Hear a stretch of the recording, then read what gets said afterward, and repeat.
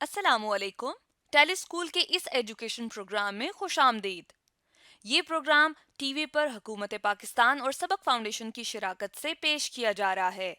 इसके लेसन्स पाकिस्तान के तमाम तालीमी बोर्ड बशमूल कैम्ब्रिज के सिलेबस के मुताबिक तैयार किए गए हैं, जिसमें एजुकेशन कंटेंट सबक फाउंडेशन प्रोवाइड कर रही है। सबक फाउंडेशन की वेबसाइट सबक.pk पर केजी से 12वीं जमात तक वीडियोस और प्रैक्टिस टेस्ट बिल्कुल मुफ्त दस्तयाब हैं। Organic compound and it's sources के बारे में डिस्कस करेंगे। फेडरल, पंजाब, केपीके की क्लास 10 का आज के केमिस्ट्री के लेसन और इससे मुंसलिक वीडियोस को घर बैठे देखने के लिए आप सबक.pk की वेबसाइट पर जा सकते हैं। यहाँ पर तमाम बोर्ड्स की 9वीं से 12वीं जमात तक की केमिस्ट्री के सारे टॉपिक्स पर वीडियोस और प्रैक्टिस टेस्ट बिल्कुल मुफ्त मौजूद हैं। इनके ज़रिए आप अपने कंसेप्ट्स को पुख्ता करके इम्तहानात में शानदार नंबर हासिल कर सकते हैं। जी, आज हमारे साथ सबसे पहले तो हम ये जानते हैं कि एसिड हमारे पास क्या होता है। मैं कहता हूँ जी, अगर किसी सब्सटेंस के साथ या एलिमेंट के साथ अगर इस तरह की चीज़ यानी एच लगा हो तो उसको हम कहते हैं जी, एसिड कहते हैं। या फिर वो क्या दे जी हमें, एच पॉजिटिव आयन दे या प्रोटॉन दे तो उसे क्या कह देते हैं जी, एसिड कहते हैं। बेसिस के लिहाज से अगर हम बात करें तो हम कहते हैं जी कि अगर किसी भी सब्सटेंस के साथ मोस्टली यानी ये होता है कि ओ एच अटैच हो, ठीक है जी, इसको हाइड्रोक्सिल ग्रुप कहते हैं, ठीक है जी, ये वाली चीज़ अटैच हो, ठीक है जी, तो उसको क्या कह देते हैं जी, बेस कह देते हैं। अब यहाँ पे हम देखते हैं कि इस रिएक्शन के अंदर हमारे पास कौन सी चीज़ बेस है और कौन सी चीज़ एसिड है। तो यहाँ पे हम देखते हैं कि ओ एच सोडियम के साथ लगा हुआ है, इसका मतलब ये हुआ कि ये हमारे पास क्या है जी, बेस है। और इसके साथ एच लगा हुआ है, लिहाजा ये हमारे पास क्या है जी, एसिड है, ठीक है जी। तो ये हमारे पास यहाँ पे मैं लिख देता हूँ कि सोडियम हाइड्रोक्साइड हमारे पास क्या है जी, इसका नाम है सोडियम हाइड्रोक्साइड, ये बेस है। और हाइड्रोक्लोरिक एसिड हमारे पास क्या है जी, एसिड है, ठीक है जी, ये हमने यहाँ पे मेंशन भी कर दिया। अब हम क्या काम करते हैं कि सबसे पहले ये जो हमारे पास सोडियम हाइड्रोक्साइड है, इसके अंदर हम क्या डालते हैं जी, वाटर डालते हैं, तो ये इसका एक्वस सॉल्यूशन क्या हो जाता है जी, प्रिपेयर हो जाता है। इसी तरह से हाइड्रोक्लोरिक एसिड का भी एक्वस सॉल्यूशन क्या करते हैं जी, प्रिपेयर करते हैं। इसके बाद हम क्या करते हैं कि सोडियम हाइड्रोक्साइड के एक्वस सॉल्यूशन को हम एक टेस्ट ट्यूब के अंदर ले लेते हैं, ठीक है जी, और उसके बाद उसके अंदर हाइड्रोक्लोरिक एसिड का एक्वस सॉल्यूशन डालते हैं, जिसके नतीजे में हमारे पास रिएक्शन होता है। और रिएक्शन के नतीजे में हमारे पास प्रोडक्ट बनता है। ये प्रोडक्ट आपके सामने लिखा हुआ है सोडियम क्लोराइड, ठीक है जी। ये क्या है, बेसिकली एक साल्ट है, टेबल साल्ट है, जो कि खाने में हम यूज़ करते हैं। और इसी के साथ ही ये वाटर हमारे पास बना, ठीक है जी। यहाँ पे ये जो हमारे पास सोडियम साल्ट बन रहा है, ये एक्वस सॉल्यूशन के अंदर मौजूद होगा, NaCl, ठीक है जी। अब चूंकि एसिड और बेस जो हैं वो आपस में रिएक्ट कर रहे हैं, इसके नतीजे में मैं कहता हूं जी, ये हमारे पास क्या बना, ये जो साल्ट बना ये न्यूट्रल सॉल्यूशन है, ठीक है जी। यहाँ पे मैंने लिख दिया न्यूट्रल सॉल्यूशन है।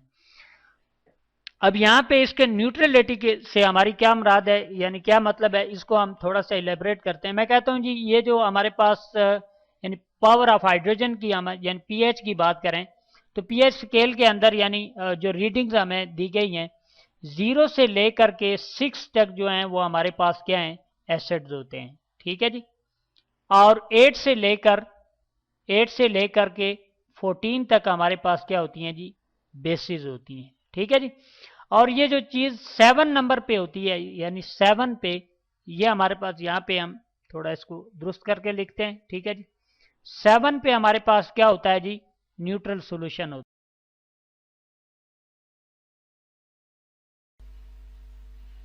Reaction of acid with metal oxides and hydroxides के मेटल ऑक्साइड्स और हाइड्रोक्साइड एसिड के साथ किस तरह से रिएक्ट करते हैं, वो क्या रिएक्शंस होते हैं, इसके लिए आज हम पढ़ेंगे। और हमारे पास एक जनरल इक्वेशन है। हम पहले बात कर लेते हैं मेटल ऑक्साइड्स की, कि मेटल ऑक्साइड्स जो हैं, मेटल ऑक्साइड्स, ठीक है, किसी भी मेटल के साथ एटलीस्ट एक ऑक्सीजन जब बॉन्डेड होगा तो हम कहेंगे मेटल ऑक्साइड, ठीक है। वो जब मेटल ऑक्साइड रिएक्ट करेगी किसी एसिड के साथ, किसी भी एसिड के साथ जब मेटल ऑक्साइड रिएक्ट करेगी तो हमारे पास आ जाएगा सॉल्ट, ठीक है जी, salt plus water, salt plus water. इसके साथ ही हम हमारे पास एक और कंसेप्ट हमारे जहन में आ जाता है कि जब एसिड और बेस रिएक्ट करते हैं तो हमारे पास क्या आ जाता है, सॉल्ट और वाटर आ जाता है। तो इसका मतलब है जो मेटल ऑक्साइड हैं ये हमारे पास क्या हैं, ये बेसिक ऑक्साइड हैं। तो मैं लिख लेता हूँ बेसिक ऑक्साइड हैं, ठीक है, ये बेसिक नेचर के हैं, ठीक है। तो जब ये एसिड के साथ रिएक्ट करेंगे तो हमारे पास क्या आ जाएगा, सॉल्ट और फिर वाटर आ जाएगा। तो अब हम इसका एक रिएक्शन देख लेते हैं कि जब मेटल ऑक्साइड रिएक्ट करते हैं एसिड के साथ तो साल्ट और वाटर किस तरह से प्रोड्यूस होता है। हमारे पास है जी जिंक ऑक्साइड है। जिंक क्या है जी, जिंक मेटल है और ऑक्सीजन इसके साथ बॉन्डेड है, तो ये क्या हो गया, ऑक्साइड हो गया, जिंक ऑक्साइड। जिंक की ऑक्सीडेशन स्टेट +2 है और ऑक्सीजन की -2, यानी जिंक 2 इलेक्ट्रॉन लूज कर रहा है और ऑक्सीजन वो 2 इलेक्ट्रॉन गेन कर रहा है, ठीक है। तो इसलिए ये क्या है जी, हमारे पास जिंक ऑक्साइड है। तो जिंक ऑक्साइड जब रिएक्ट करेगा किसके साथ, किसी एसिड के साथ, जैसे फर्ज किया हमारे पास जो एसिड है वो क्या है जी, H2SO4 है, H2SO4 सल्फ्यूरिक एसिड है। तो हमारे पास प्रोडक्ट में क्या आ जाता है जी, सॉल्ट आ जाएगा zinc sulphate ZnSO4, zinc sulphate salt आ जाएगा और साथ ही हमारे पास क्या बन जाएगा, वाटर बन जाएगा, H2O वाटर जो है हमारे पास आ जाएगा। तो इस तरह से जिंक ऑक्साइड ने जब रिएक्ट किया सल्फ्यूरिक एसिड के साथ तो हमारे पास क्या है, जिंक सल्फेट जो कि साल्ट है और वाटर है। जिंक ऑक्साइड क्या है, ये मेटल ऑक्साइड है और ये सॉलिड स्टेट में होगा। सल्फ्यूरिक एसिड जो है ये डाइल्यूट होगा, डाइल्यूट सल्फ्यूरिक एसिड हम यहाँ पे यूज़ करेंगे, एक्वस फॉर्म में होगा। और इसी तरह जिंक सल्फेट जो है ये भी एक्वस फॉर्म में होगा और वाटर जो है ये लिक्विड स्टेट में होगा, ठीक है। इसके लिए हम L लिख लेते हैं यहाँ पे। इसी तरह से हम एक और रिएक्शन भी देख लेते हैं यहाँ पे कि जैसे हमारे पास कपर ऑक्साइड है, Cu कपर की सिंबल है और इसके साथ जब ऑक्सीजन बॉन्डेड होगा तो ये क्या होगा, कपर ऑक्साइड, ये भी सॉलिड स्टेट में है।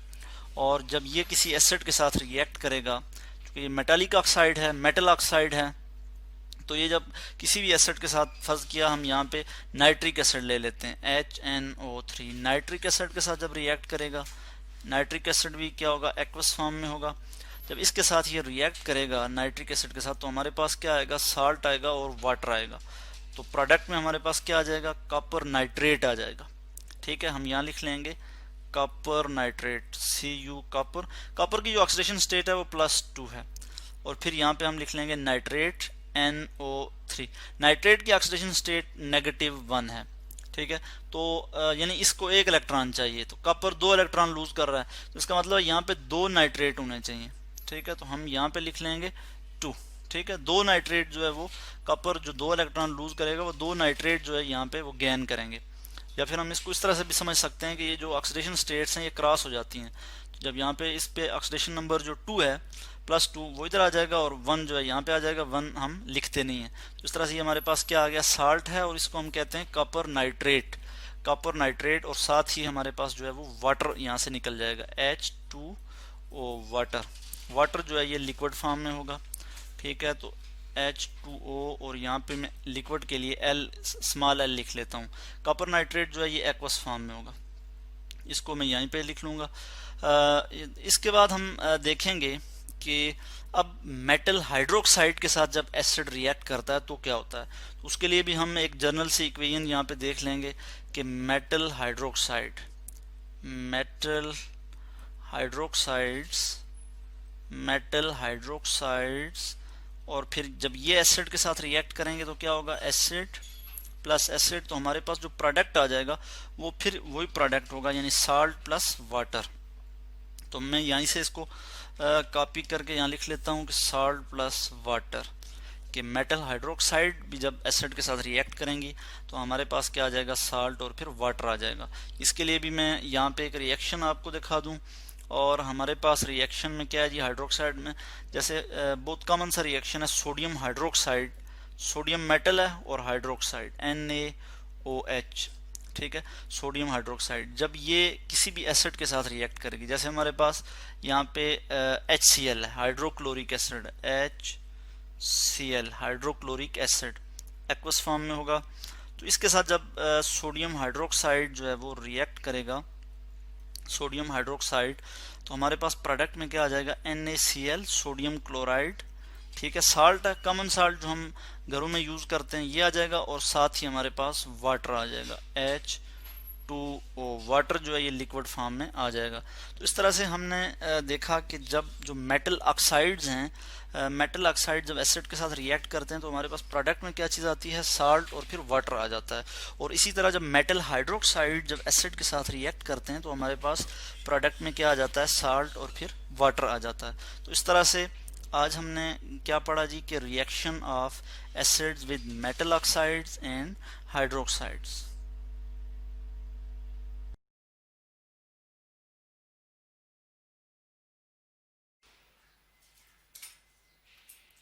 स्टूडेंट्स, हम बात करेंगे कि एसिड्स जब कार्बोनेट्स और बाइकार्बोनेट्स के साथ रिएक्ट करते हैं तो हमारे पास जो है वो क्या प्रोडक्ट्स आती हैं। हम एसिड्स के डिफरेंट केमिकल प्रॉपर्टीज देख रहे हैं और इसी में अब हम इनके केमिकल रिएक्शन देखेंगे डिफरेंट कार्बोनेट्स और बाइकार्बोनेट्स के साथ, ठीक है। हम पहले ये देख लेते हैं कि कार्बोनेट्स हमारे पास होते क्या हैं। कार्बोनेट्स का अगर हम किसी कार्बोनेट का जो है फॉर्मूला देखें, कार्बोनेट हमारे पास होते हैं CO3-2, ठीक है। ये A9 होता है हमारे पास, एक कॉम्प्लेक्स A9 होता है, क्योंकि ये मोर देन 1 एटम्स से बने हुए है, एक जो है वो आयन है, ठीक है, और नेगेटिवली चार्ज आयन है, इसको इसलिए हम इसको कहते हैं A9, ठीक है। तो ये हमारे पास है कार्बोनेट। अब इसका अगर फॉर्मूला देखें तो हमारे पास होता है एक सेंटर में C यानी कार्बन होता है, और इसके अलावा हमारे पास क्या होता है, एक ऑक्सीजन होता है, डबल बॉन्ड उसका बना होता है कार्बन के साथ। फिर कार्बन को अपनी वैलेंसी पूरी करनी है, इसलिए एक ऑक्सीजन यहाँ पर होता है और एक ऑक्सीजन इसके दूसरी जानिब होता है, ठीक है। यानी कि 3 ऑक्सीजन से ये इस तरह से जो है वो कंबाइंड होता है। अब हम देख रहे हैं कि जो इसके लेफ्ट और राइट पे जो ऑक्सीजन एटम्स हैं, इनकी वैलेंसी पूरी नहीं है, यानी कि सॉरी, इनके जो है वो ऑक्टेट कंप्लीट नहीं है, ठीक है। कार्बन ने जो है वो अपना ऑक्टेट कंप्लीट कर लिया, लेकिन इन्होंने जो है वो 1 लेस बॉन्ड बनाए हुए अपनी कैपेबिलिटी से, ठीक है। तो हम देख रहे हैं कि इन पे नेगेटिव चार्ज आ जाता है, ठीक है, यानी कि 2 नेगेटिव चार्ज आ गए, इसलिए -2, ठीक है। ये हमारे पास हो गया कार्बोनेट। हम बात कर लेते हैं अब कि बाइकार्बोनेट्स क्या होते हैं। बाइकार्बोनेट्स की बात करें तो वो हमारे पास बाइकार्बोनेट्स को हम हाइड्रोजन कार्बोनेट्स भी कहते हैं, ठीक है। ये हमारे पास आ गया हाइड्रोजन कार्बोनेट, इसे कहते हैं हाइड्रोजन कार्बोनेट। ये भी एक कॉम्प्लेक्स A9 होता है, ठीक है। अब इसका अगर हम स्ट्रक्चर देख लें तो हमारे पास जो है वो कार्बन बिल्कुल उसी तरह जिस तरह हमारे पास कार्बोनेट में था। कार्बन हमारे पास जो है वो डबल बॉन्ड बना के एक ऑक्सीजन के साथ बनाता है, एक डबल बॉन्ड, एक इसके लेफ्ट पे होता है, यानी कि यहाँ पे एक ऑक्सीजन आ गया, एक लेफ्ट पे होता है, एक राइट पे होता है। अब एक ऑक्सीजन के साथ इसने क्या किया हुआ, यहाँ पे डिफरेंस ये है कि एक ऑक्सीजन जो है वो हाइड्रोजन के साथ बॉन्ड भी बना रहा है, ठीक है। तो हम देख रहे हैं कि एक ऑक्सीजन की जो है वो हम देख रहे हैं कि इसका ऑक्टेट कंप्लीट है, या इसने जो है जितने बॉन्ड्स बना सकता था इसने बना लिए, ठीक है। दूसरा ऑक्सीजन को देखें तो इसने अभी भी एक ही बॉन्ड बनाया हुआ है, तो इस पे एक नेगेटिव चार्ज आ जाएगा, ठीक है। इसलिए हमारे पास जो बाइकार्बोनेट या हाइड्रोजन कार्बोनेट होता है, इस पे -1 का चार्ज होता है, ठीक है।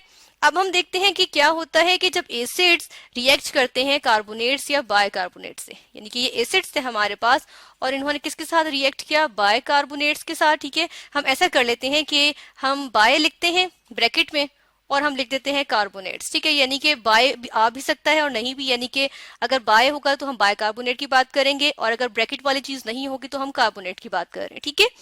हमारे पास क्या होता है, एसिड ने रिएक्ट किया और इसको हम सिंगल एसिड की बात कर लेते हैं कि एक एसिड है और ये हमारे पास एक जो है वो कार्बोनेट है, बाइकार्बोनेट है या कार्बोनेट है। इसने रिएक्ट किया एसिड के साथ और हमारे पास क्या बन गया, एक सॉल्ट बन गया, ठीक है। और हमारे पास और क्या चीजें आएंगी, जो बायो प्रोडक्ट्स होंगी, यानी कि जो साइड प्रोडक्ट्स बनती हैं, इसमें हमारे पास कार्बन डाइऑक्साइड बनेगी और वाटर भी बनेगा, ठीक है। यानी कि ये हमारे पास यूजुअली रिएक्शन होता है कि इसमें हमारे पास कार्बन डाइऑक्साइड गैस जो है वो इवॉल्व होती है, ठीक है। और हम देख रहे हैं कि वाटर भी बन रहा है हमारे पास, तो ये यूजुअल रिएक्शन होता है या ये एक जनरल रिएक्शन होता है। हमने इसको इन वर्ड्स लिख दिया कि एसिड होता है वो कार्बोनेट या बाइकार्बोनेट के साथ रिएक्ट करता है, क्या बनाता है, सॉल्ट बनाता है, कार्बन डाइऑक्साइड बनती है और वाटर बनता है, ठीक है। कार्बन डाइऑक्साइड गैस जो है वो गैसियस फॉर्म में होती है तो वो रिलीज हो जाती है, ठीक है। इसकी अब हम जनरल की जगह अब हम स्पेसिफिक एग्जांपल्स देखेंगे।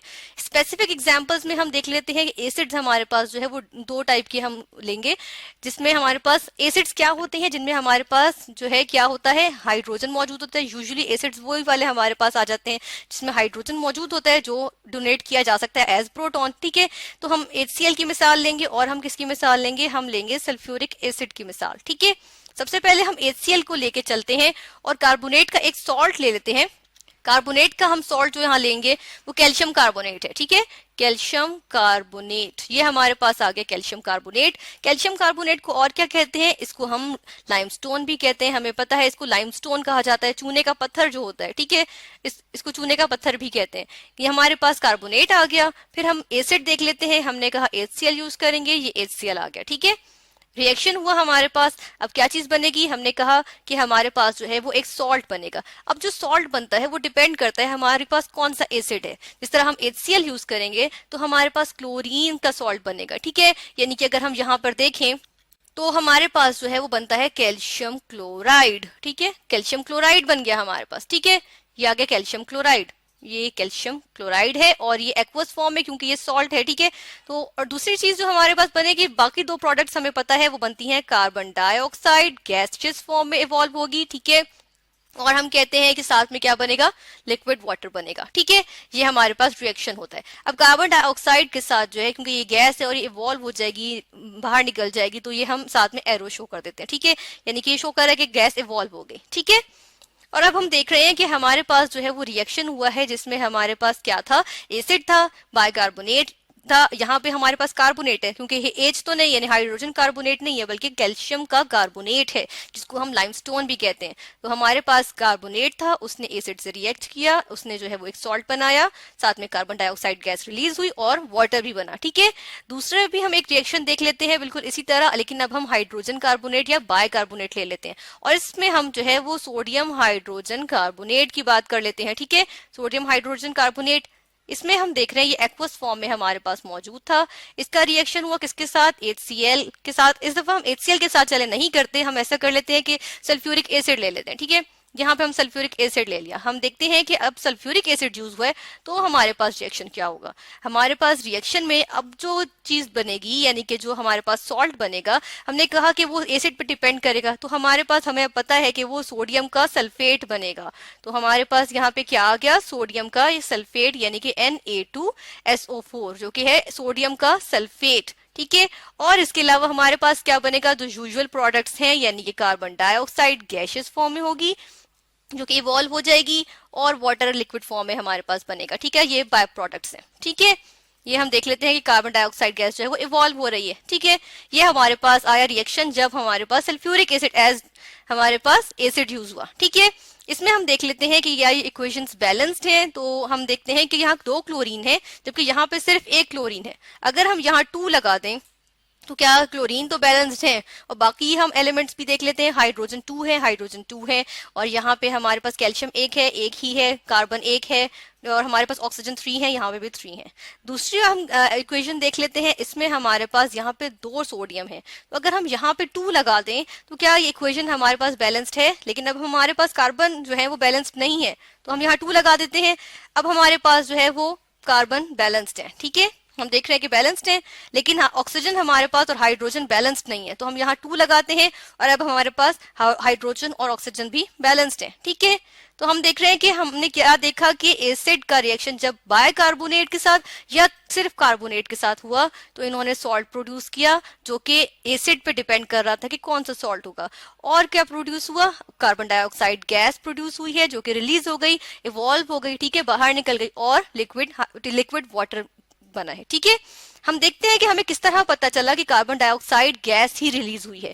हमें इस तरह से पता चला कि हम ये देख रहे हैं कि हमारे पास जब वो कार्बन डाइऑक्साइड गैस जो बनी थी, जब हमने उसको जो है बर्निंग कैंडल पे डाला तो वो जो गैस प्रोड्यूस हो रही थी, हमने जब उसको जो है वो उंडेला है किस पे, एक मोमबत्ती पे जो जल रही थी उस पे जब उंडेला तो क्या हुआ कि जो फायर थी वो बुझ गई, ठीक है। तो इससे हमें पता चला, क्योंकि कार्बन डाइऑक्साइड की ये खुसूसियत होती है कि ये जो है वो फायर एक्सटिंग्विशर्स में यानी आग बुझाने के लिए भी यूज होती है, ठीक है, फायर एक्सटिंग्विशर्स, ठीक है, उनमें भी यूज होती है। तो हम देख रहे हैं कि यहाँ पे कार्बन डाइऑक्साइड ये कंफर्म हो गया कि ये कार्बन डाइऑक्साइड गैस ही थी, ठीक है। तो हमने देखा कि एसिड्स ने जब बाइकार्बोनेट्स और कार्बोनेट्स के साथ रिएक्ट किया तो इसने क्या बनाया, इसने सॉल्ट, कार्बन डाइऑक्साइड गैस और वाटर बनाया।